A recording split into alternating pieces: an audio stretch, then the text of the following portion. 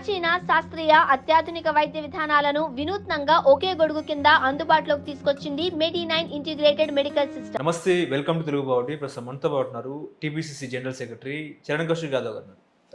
నమస్తే సార్, ముఖ్యంగా తెలంగాణలో ఏంటంటే బీఆర్ఎస్ పార్టీ నుంచి 10 మంది ఎమ్మెల్యేలు కాంగ్రెస్ పార్టీలో ఎప్పుడైతే చేరారో అప్పటి నుంచే ఇటు బీఆర్ఎస్ కూడా హైకోర్టు, సుప్రీంకోర్టులో పిటిషన్ దాఖలు చేసిన పరిస్థితి, అనర్హత వేటు వేయాలని చెప్పేసి. ఇవాళ మరి సుప్రీంకోర్టు కూడా స్పీకర్ తరపు లాయర్ని కూడా ఈ యొక్క ధోరణిని నాంచుతూ ఎంతకాలం మీరు వ్యవహరిస్తారని చెప్పేసి కూడా సుప్రీంకోర్టు చెప్పిన పరిస్థితి. సో తెలంగాణలో పరిణామాలు చూసుకుంటే ఈ ఎమ్మెల్యేలపై అనర్హత వేటు వేసే అవకాశం ఉందా? ముఖ్యంగా తెలంగాణలో ఉప ఎన్నికలు వచ్చే అవకాశం ఉందా? కాంగ్రెస్ ఏ రకంగా ముందుకు వెళ్ళే అవకాశం ఉంది? మీరేమనుకుంటున్నారు? ఏంటి పరిస్థితి? ఎట్టి పరిస్థితుల్లోనూ ఉప ఎన్నికలు వచ్చే అవకాశమే లేదు. ఎందుకంటే వేములవాడ మాజీ శాసనసభ్యులు రమేష్ బాబు, చెన్నమనేని రమేష్ బాబు సంబంధించి పక్కా ఎవిడెన్స్ ఉన్న తను విదేశీ పౌరసత్వం తీసుకున్న వ్యవహారం కావచ్చు, అదేవిధంగా కేంద్ర ప్రభుత్వం ధృవీకరించినా కూడా కోర్టులో నిర్ధారణ కాని పరిస్థితి. దాదాపు 2009, తర్వాత 14, తర్వాత 18, 3 అంటే దాదాపు వారు 3 టర్ములు పూర్తయిన తర్వాత మన జడ్జిమెంట్ వచ్చిన పరిస్థితి.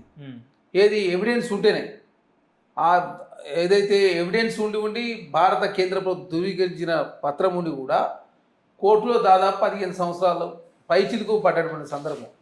అదే కాకుండా తెలంగాణ రాష్ట్రంలో ఏదైతే ఎమ్మెల్యేలు మార్పు వ్యవహారం ఉందో దానికి ఎక్కడ కూడా ఎవిడెన్స్ లేని సందర్భం.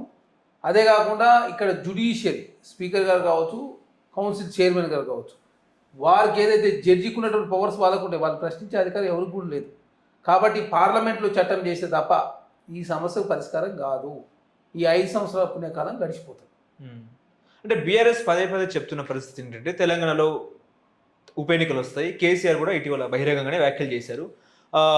వరంగల్లో స్థానికంగా వరంగల్లో ఉప ఎన్నికలు వస్తాయి. అక్కడ కడియం శ్రీహరి వర్సెస్ రాజయ్య ఉన్న పరిస్థితి. రాజయ్య గెలుస్తారని చెప్తున్నారు. ఆయన జోస్యం కూడా చెప్పిన పరిస్థితి. ఏం చెప్తారు? అంటే బీఆర్ఎస్ పార్టీ 39 ఎమ్మెల్యేలు గెలిచారు. కంటోన్మెంట్ బై ఎలక్షన్ జరిగితే కంటోన్మెంట్లో బీఆర్ఎస్ పార్టీ ఓడిపోయి థర్డ్కి పోయిన పరిస్థితి. తర్వాత వరంగల్, నల్గొండ, ఖమ్మం గ్రాడ్యుయేట్ ఎలక్షన్ జరిగితే భారతీయ జనతా పార్టీ నుంచి రాకేష్ రెడ్డి గారు తీసుకొని ఎమ్మెల్సీగా పోటీ చేయించి 60 కోట్లు ఖర్చు పెడితే బీఆర్ఎస్ పార్టీ సెకండ్ వచ్చిన పరిస్థితి.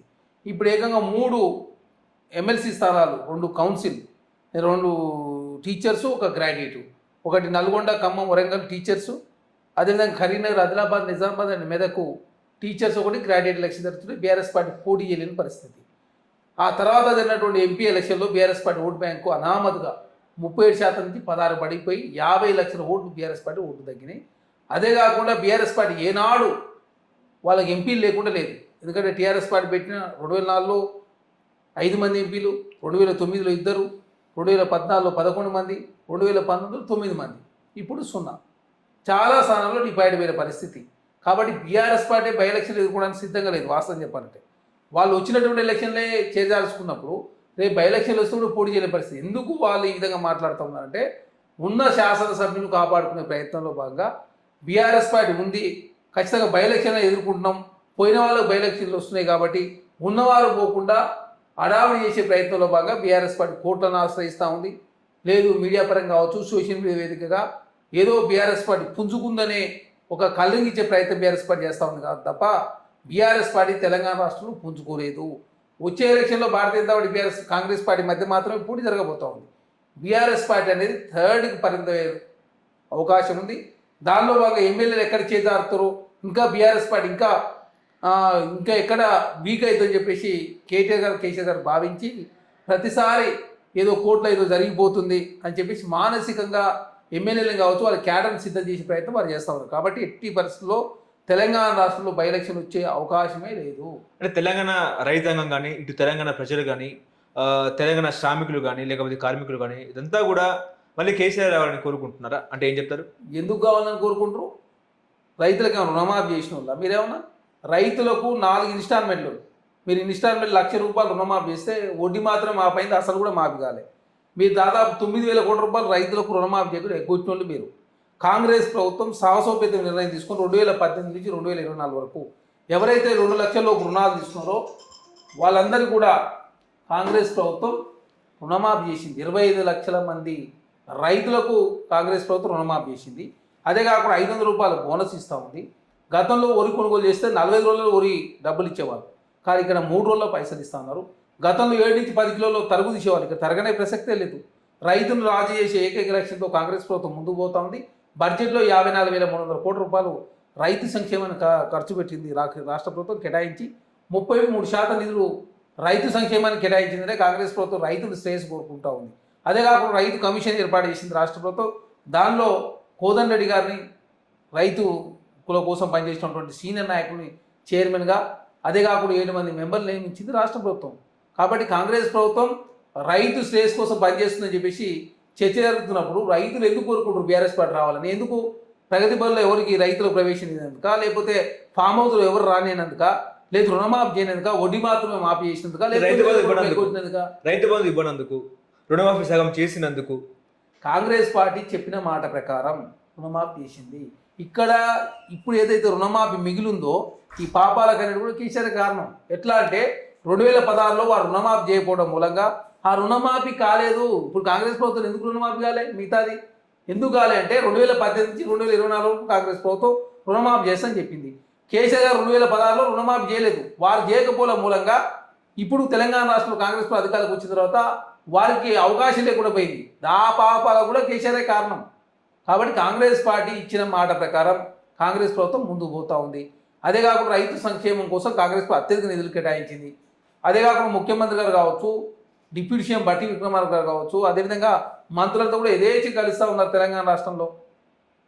కాంగ్రెస్ ప్రభుత్వంలో మంత్రులు కావచ్చు, ముఖ్యమంత్రి గారు, అదేవిధంగా మా పీసీ ట్రైన్ మహేష్ కుమార్ గౌడ్ గారు కాంగ్రెస్ పార్టీ మంత్రులతో కలుస్తూ ఉన్నారు. రైతు సంక్షేమం కోసం ఏ పంటలు వేస్తే బాగుంటుందని చెప్పేసి కాంగ్రెస్ ప్రభుత్వం చర్చిస్తూ ఉంది రైతులతోటి. ఆనాడు ఊరేస్తే ఊరేని చెప్పింది కేసీఆర్ గారే, కానీ కాంగ్రెస్ ప్రభుత్వం సన్న ఓట్లు వేసుకుని 5,000 రూపాయలు బోనస్ ఇస్తాయని చెప్పడంతో ఎకరాకి 12,000 రూపాయలు కలిసి వచ్చింది. అదే కాకుండా ప్రైవేట్ వ్యక్తులు దళాలు ఎవరు కొనుగోలు చేస్తే కూడా ఈ 12,000 కలిసి వస్తే ఏ రేట్ అయితే వస్తుందో రైతులకు అదే రేట్ ఇచ్చి కొనుగోలు చేసిన సందర్భం. కాబట్టి కాంగ్రెస్ ప్రభుత్వం రైతులు రాజు చేసే ఏకైక లక్ష్యంతో ముందుకు పోతాం. ఇప్పుడు తెలంగాణలో కాంగ్రెస్ సర్కార్ నడుస్తలేదు, కమిషన్ సర్కార్ నడుస్తుంది అనేది చర్చ, నిజమేనా?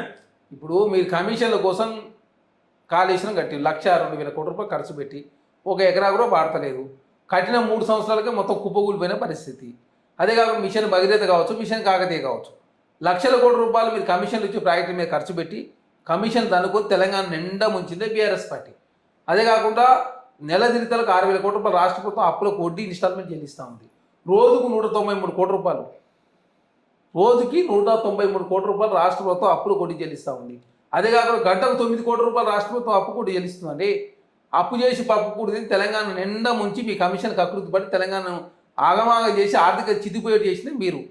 తెలంగాణ రాష్ట్ర కాంగ్రెస్ ప్రభుత్వం వచ్చిన తర్వాత ఖర్చులు తక్కువ చేసుకుని ఆదాయ మార్గాలు పెంచుకునే ప్రయత్నం బడ్జెట్ తెలంగాణ ఇచ్చారు కదా మీకు.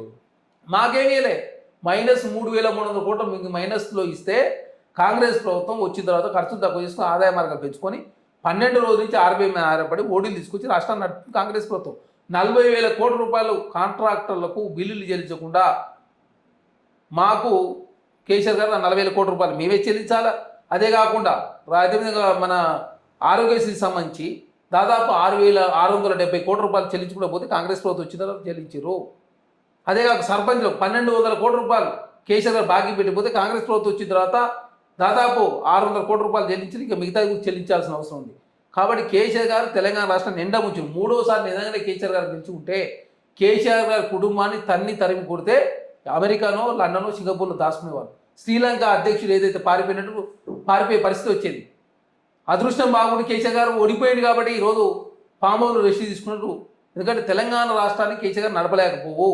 కాంగ్రెస్ ప్రభుత్వం, అదే కాకుండా అనుభవం ఉన్నటువంటి మంత్రులు, అదే కాకుండా అధికారులంతా కూడా కలిసికట్టుగా పనిచేస్తూ రోజుకు 18 గంటలు కష్టపడుతూ తెలంగాణ రాష్ట్ర ఆర్థిక వ్యవస్థను గాడి పెట్టే ప్రయత్నం చేస్తాము. కాంగ్రెస్ ప్రభుత్వం మీద నెపనెట్టే ప్రయత్నం బీఆర్ఎస్ పార్టీ చేస్తాం. కమిషన్ తీసుకుంటారు. 40,000 కోట్ల రూపాయలు బాకీ పెట్టిపోతే అక్కడ ఎవరు చెల్లించాలి బిల్లులు? 10% మీరే తీసుకుంటారు. బిల్లు పైసలు ఎక్కడ ఉన్నాయి తీసుకుంటానికి? 40,000 కోట్ల రూపాయలు మీరే బాకీలు పెట్టిపోయి కాంట్రాక్టర్లకు ఆ పైసలు కట్టడానికి ఇబ్బంది పడతా ఉంది రాష్ట్ర ప్రభుత్వం. నెల తిరిగితాలకి 6,000 కోట్ల రూపాయలు జీతాలు పోతున్నాయి, 6,000 కోట్ల రూపాయలు అప్పులో కొట్టిపోతుంది, 12,000 కోట్ల రూపాయలు పోతే సంక్షేమానికి ఉన్నాయి ఇంకా 3,000 కోట్ల రూపాయలే. కానీ కాంగ్రెస్ ప్రభుత్వం రకరకాల మార్గాలు అన్వేషిస్తూ తెలంగాణ రాష్ట్రంలో ఆదాయ మార్గాలు పెంచుకునే ప్రయత్నం కాంగ్రెస్ ప్రభుత్వం చేస్తూ ఉంది. మీరు చేసినటువంటి అన్ని కాంట్రాక్టర్ బిల్లులు కావచ్చు, అదేవిధంగా ఏదైతే ఆరోగ్యశ్రీకి సంబంధించినటువంటి నిధులు కావచ్చు, అదే కాకుండా ఇప్పుడు రైతు భరోసా కాంగ్రెస్ ప్రభుత్వం వచ్చిన తర్వాత ఇంకా 1000 రూపాయలు పెంచి ఆ 5,000 రూపాయల నుంచి 6,000 రూపాయలు చేసి తెలంగాణ రాష్ట్ర కాంగ్రెస్ ప్రభుత్వం ముందుకు పోతుంది కదా. ఇసుక బాగానే తింటున్నట్టుగా. ఇసుక తినుడు ఏమి లేదు. నిన్న మొన్న చూసిరు కదా, ఏదైతే ఇందిరమ్మ ఇళ్ళకి సంబంధించి కావచ్చు, గ్రామాలలో ఏదైతే ఇందిరమ్మ ఇళ్ళు కావచ్చు, అన్నిటి కూడా ఉచితంగా ఇసుకను సరఫరా చేయాలని చెప్పేసి ప్రభుత్వం నిర్ణయం తీసుకుంది. అదే కాకుండా కాళేశ్వరంలో పేరుకపోయినట్టు ఇసుకొని అది డంప్ చేయకపోతే ఖచ్చితంగా ప్రాజెక్టు కూలిపోయే అవకాశం ఉంది కాబట్టి దాన్ని తరలిస్తూ ఉన్నారు. దాని ద్వారా ప్రభుత్వానికి ఆదాయం వస్తుంది కదా, ఏ వ్యక్తి చేతిలో పోతుంది. అనవసరంగా బీఆర్ఎస్ పార్టీ రాజకీయం చేస్తూ ఉంది తప్ప కాంగ్రెస్ ప్రభుత్వం సిద్ధశుద్ధితో ముందుకు పోతూ ఉంది.